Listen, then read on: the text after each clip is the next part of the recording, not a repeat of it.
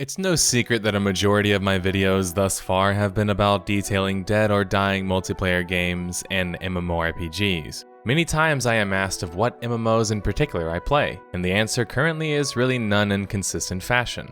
Along the same line of questioning, I am often asked about my thoughts on particular MMOs and if I would play them. So I decided why not do a simple series detailing why I don't play particular titles, and in my typical way, I will outline the largest reasons I don't play the game in question. For our first episode, we will tackle why I don't play Guild Wars 2. Before I get too into my analysis, I really want people to understand that this, at the end of the day, is my opinion. Sure, I try and find facts and evidence to explain it as much as possible, but ultimately, if you do like or don't like Guild Wars 2, I am not trying to change your opinion. I won't be talking about things that Guild Wars 2 does well. If you want to watch a video like that, there are loads of them out there on the internet. If you don't know my personal interest, I personally focus first and foremost on PvP content, followed by world building, group content, and roleplay opportunities. I am merely doing what any rational person should do, and that's carefully outlining exactly why they don't like something. So why don't I play Guild Wars 2? Well, there's a number of reasons. I have a history with Guild Wars 2. I played the game in closed beta and even played the game at multiple trade shows, such as PAX. So in order to explain why I don't play Guild Wars 2, we've got to start from the beginning. Seattle, Washington, 2011. The stage was set at PAX and a young nerdSlayer was there to meet with the SWTOR team due to being a part of a large guild who closed beta tested the game. Walking around the venue, I noticed a number of other MMOs on the floor as well. Secret World was there, and I could tell back then it was a little bit clunky. But one other MMO that surprised me being there was Guild Wars 2. I had known of a sequel for Guild Wars 1 before that point, but I was so stuck on hyping up SWTOR I didn't even realize that they would be at PAX. Due to some good friends, I was able to get into the PAX venue early, and there was virtually no one there. Guild Wars 2 had this small booth, where the only person working there being essentially AFK. So it was a strange setting. A bunch of fancy booths around me, and yet I see Guild Wars 2 just sort of there. I had time, and I took the chance to play around in the game. Man, I realized immediately how polished the game felt, even that early in development. The graphics were great. Being a classic Guild Wars 1 player, it was a massive upgrade. Speaking of Guild Wars 1, Guild Wars 1 was my first AAA MMO I ever played. I had multiple max level characters, multiple accounts. I did all of the PvP arenas being a young kid with a R7 account. I even had a silver cape being a part of an old competition guild. Guild Wars 1 back then was so incredibly difficult, robust, and really offered so many different types of playstyles and builds. Needless to say, I was a huge Guild Wars 1 fan, and although Guild Wars 2 had immense shoes to fill at my young age of 17, I was just ready to jump into something.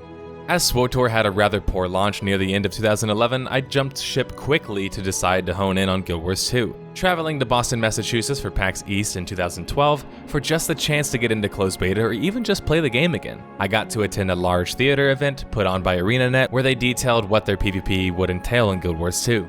After the event, I got the chance to meet with a few devs at the time, Jonathan Sharp and John Peters, both big names at ArenaNet for their work on Guild Wars 1. Both told me about their love for DAOC, or Dark Age of Camelot, and what they had planned for World vs. World vs. World in Guild Wars 2, both smiling and rather happy to share the news about their upcoming game. What the devs told us at PAX and throughout numerous events was that they wanted to create a living and breathing world that reacted when you handled quests in particular ways, one that highlighted exploration and the exciting minigames we grew to love from Guild Wars 1. But as mentioned, they also took time to really talk about PvP and how it would work in Guild Wars 2. A common misconception of Guild Wars 1 was that it was primarily a PvE game, which is not really true. Guild Wars 1 had immense customization in builds, types of PvP arenas, maps, and objectives. There were dozens of maps and objectives, and different takes on similar objectives even, and thousands of possible team and guild configurations.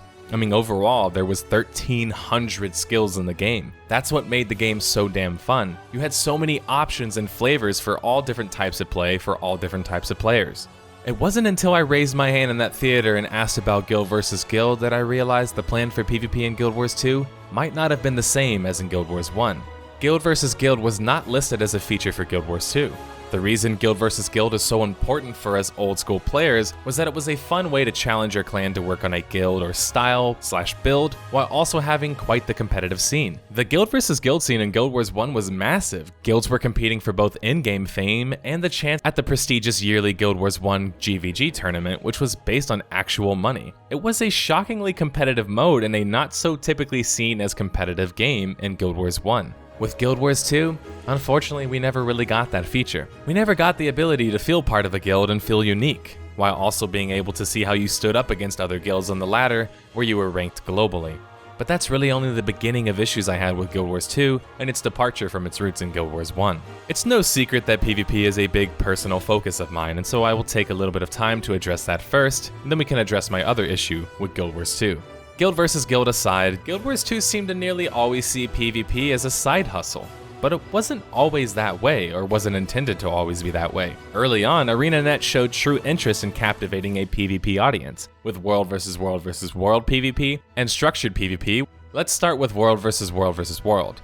Why doesn't it really resonate with the PvP-minded players particularly much? Well, first off, it's one giant instance, essentially one giant arena, where the 3 factions/servers fight for keeps. Why do they fight? Well, for some minor rewards, I guess. Why else? Fun, I guess? Where is the permanence? Where is the danger or excitement? ArenaNet essentially gave us one giant instance with some objectives and next to no diversity map to map and poor server balancing mechanics.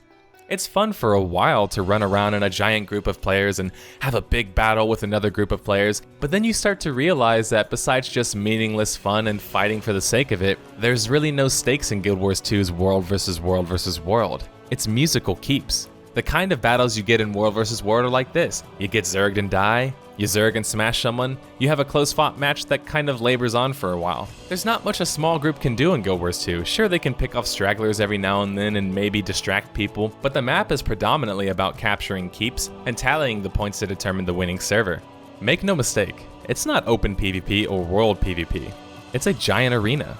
For people not familiar with why I am so critical of it, you can take a look at a classic game called Dark Age of Camelot that essentially made Realm vs. Realm PvP famous. DAOC had a simple system where each of the 3 factions had a PvP zone in between their PvE zones, a zone other factions couldn't pass to go to the PvE zone, but could kill players from that said faction in the zone.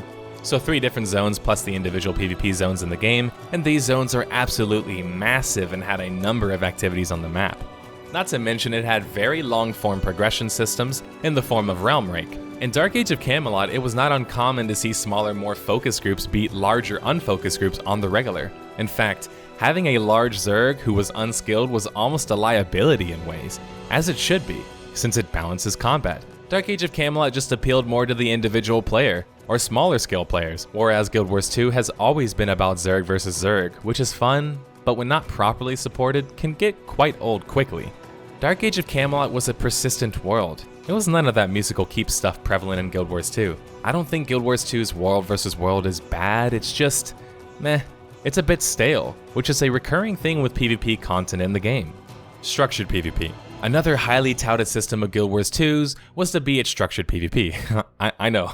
I know it's funny that people who quit the game over SPvP or the old school Guild Wars 1 players will laugh at this comment, but stick with me here. When structured PvP was first announced, it was targeting a competitive crowd and even had plans for an eventual esports presence, not unlike Guild Wars 1's Guild vs. Guild. I was hyped by this. I started studying and playing the game religiously. I went by a different name back then, X-Force, and I would like to say I was helpful in developing the meta around the underperforming class at the time, the Necromancer. I was a massive SPvP player who played on Team Curse, which was the second professional team that had a team in Guild Wars 2.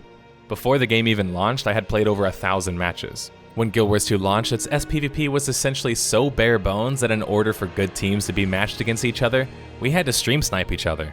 So what this would devolve to is if we didn't get one of the other top teams in our queue, we would proceed to mollywop the 3 teams in a row before we could re-queue for another actually competitive map.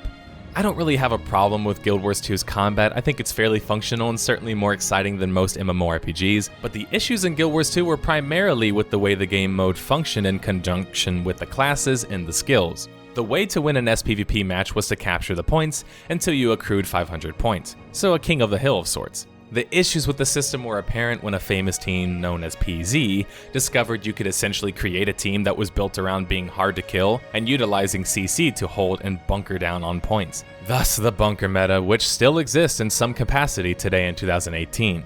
We warned ArenaNet as competitive players that unless they fixed balancing or altered their game mode, it would never be exciting to watch. Unfortunately, they never listened.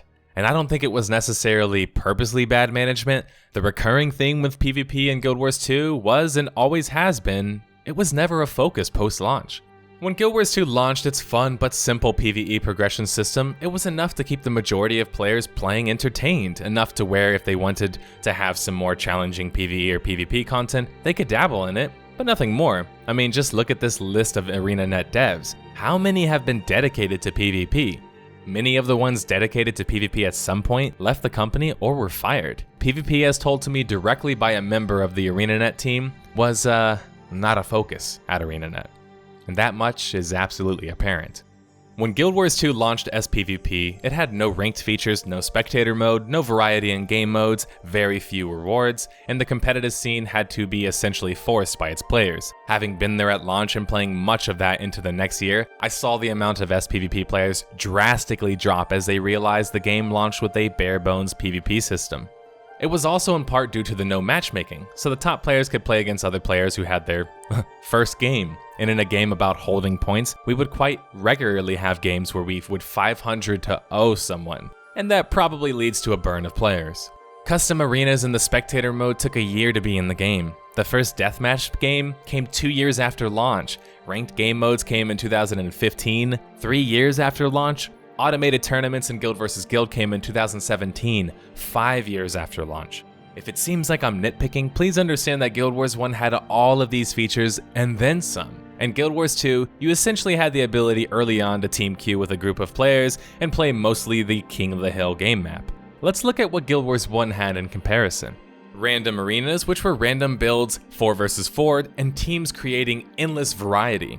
Team arenas, which was the closest thing to SPvP, which were later named Codex Arena, which then became a limited skill sort of PvP. Guild Wars 1 had faction warfare in the form of alliance battles, closest that Guild Wars 1 had to World vs. World vs. World. Hall of Heroes was an 8 vs 8 PvP arena where you had to complete a number of objectives in each arena instance, trying to continue competing until the very end of the bracket. And then of course, Guild vs. Guild, which gave your guild an overall rank where you could compete with other guilds close to your rank and attempt to become top 100. Once you were top 100, you could then compete for even more competitive tournaments. Winning matches gave players tournament reward points, which were used to unlock new skins, for items and weapons, and the top guilds in each tournament received qualifier points needed to enter a monthly tournament and then potentially compete in a major tournament year-round. That's not even all the PvP content in Guild Wars 1. There was even low-level PvP arenas for players who weren't yet at max level. There were hero battles, which were 1v1 with the assistance of your companions. The point being, the amount of variety and style of objectives, format, and competitive or more casual approaches were insane in Guild Wars 1. So when we got what we got in Guild Wars 2, fans of Guild Wars 1 were obviously miffed about it all. Now the equalizer for it all was supposed to be esports in Guild Wars 2. Well, esports didn't really pan out, and it didn't come until 2015 when ESL announced a large prize pool and a pro league for Guild Wars 2's structured PvP. It only took 2 years before ESL had to pull their support, effectively shutting down esports for Guild Wars 2 and any chance at a competitive PvP scene. But this wasn't a surprise to us PvPers who were there in the beginning. As we watched ESL carry on its jerry-rigged Guild Wars 2 PvP scene, we knew it would never translate to being exciting to watch. ArenaNet seemed to think by just throwing money at it and tacking on the ESL name, it would somehow work. Or perhaps, as some people say, it was just marketing to get more people interested in the game. Who knows? ArenaNet didn't really seem interested in actually trying to fix the issues in the game. But hopefully after hearing my explanation for World vs. World vs. World and SPvP's flaws, you understand why some people dislike the PvP in Guild Wars 2. Let's briefly touch on the skill system in PvE, as well as a couple other facets in Guild Wars 2 that I didn't enjoy. It's no secret that the system that truly set Guild Wars 1 apart from its competitors back then was its truly expansive skill system. The game has over 1,000 skills, all of which can be mixed and matched, as well as having dual professions, say for example a warrior with a ranger. Unlike in Guild Wars 2, abilities were not based on weapon, which meant far more diversity in build. In the competitive scene in Guild Wars 2, it was not uncommon to see a specific build rising to the top and being a meta build, whereas in Guild Wars 1, the meta was so diverse, you could see a number of different builds even just within the same tournament. and they all seem equally effective in their own respective ways. Another big aspect of Guild Wars 1 was how you obtained these said skills. They needed to be unlocked, and sometimes you needed to travel to a specific mob or boss mob and use your signet of capture to capture an elite ability from a boss. You could also purchase skills with money, faction points, and completing quest lines, and even through PvP. When a skill was unlocked, it became account-wide unlocked, meaning your PvP-only characters could use them. This meant that if you only had a PvP-only character, you still had to constantly progress that said character if they wanted to get more skills and didn't instantly get them all, like in Guild Wars 2. Guild Wars 2 might have better combat all around due to its action style and updated engine, but Guild Wars 1 still reigns supreme in skills and skill acquisition, and even the tactical nature of combat. An example is, in Guild Wars 1 you had builds that were completely unique to the game. For example, the Mesmer, which was a fairly unique class that had builds that essentially made you an anti-mage to some extent, or even an anti-healer, but you didn't necessarily do damage yourself. Or you could play a Protection Monk who, although you were a support player, you weren't exactly a healer. Or an Interrupt Ranger whose sole purpose was to interrupt the key ability from a player, or even an Elementalist or a Ranger whose sole purpose was to try and split and capture the flag. Really, there are tons of examples of very specific and intricate builds in Guild Wars 1, and how they greatly increase the tacticality of the game. Unfortunately, Guild Wars 2's lack of Holy Trinity, combined with their, in my opinion, over-focus on damaging abilities, sort of got rid of a lot of this, which despite having a more action combat system, with dodge rolls and the like, and the ability to time things, Guild Wars 2 still feels less technical than Guild Wars 1. But to be completely honest, Guild Wars 2 has always been a hard game to criticize, due to its quite generalistic nature that appeals to such a wide swath of players. Also in part due to how they reward players willing and desiring to explore, which isn't particularly done very well in MMORPGs. Guild Wars 2 does a good job of giving you the illusion of choice, the illusion that you can really explore and have a variety of gameplay experiences. But once you get to endgame, you sort of realize it's all about dabbling in activities. There isn't one particular style of gameplay that you can play exclusively and it will last you for some time. Well, besides collecting costumes, achievements, which is really not my style of game. If I had to sum up Guild Wars 2, it would be a theme park game that leans towards a sandbox style of exploration and nature, but is ultimately still a theme park game in execution. It's quite safe in many ways. It doesn't focus on any controversial mechanics and certainly doesn't worry too much about difficulty levels. It's frankly a really hard game to criticize, because it doesn't do anything just flat out bad or wrong. It's more of the same old that we expect from a WoW style of game, done in a more open-ended sort of way, with more attention to detail and lore and world building. My issue with Guild Wars 2, at its core, is that it was essentially billed to be quite a different game. They would constantly talk about being revolutionary and having truly unique mechanics, but at the end of the day, they took a game, gave it the public quest system from Warhammer Online, they also gave it a condensed skill and class system from their previous Guild Wars 1 title, they failed at translating a lot of their PvP features from Guild Wars 1 over to Guild Wars 2, and essentially focused on creating enough content to keep dabblers, or players who try a bunch of different things, interested. It's, frankly speaking, a great MMORPG for a casual player or one who doesn't typically play MMORPGs to begin with. Its lack of risk and overall safe feeling just keeps me away from playing the game, and it will always keep me away from playing the game. Guild Wars 1 was a unique MMORPG because it took risks. It went against conventional methods and ideologies. It even was less an MMO than current games are to some extent. But by taking risks, it really set itself apart. Whereas Guild Wars 2, how is it really different than its competitors? But that's my thoughts on Guild Wars 2. You can agree or disagree with me. What other games would you like to hear my opinion about? Let me know in the comments below, and just as a heads up, if you're having fun in Guild Wars 2, that's great, but that doesn't mean everyone else is, or everyone has to like the game as well, especially because it's popular. Thanks for watching, guys. I want to thank you guys for taking the time to watch this video and also support my content. If you want to support my content even more, you can head over to patreon.com/nerdslayer. We've got some goals set up, we've got some reward tiers set up, and we even have an about blurb that details what we're going to be doing with the future of the channel. Anything's helpful, and you can donate as little as $1, which I will greatly appreciate. Thank you.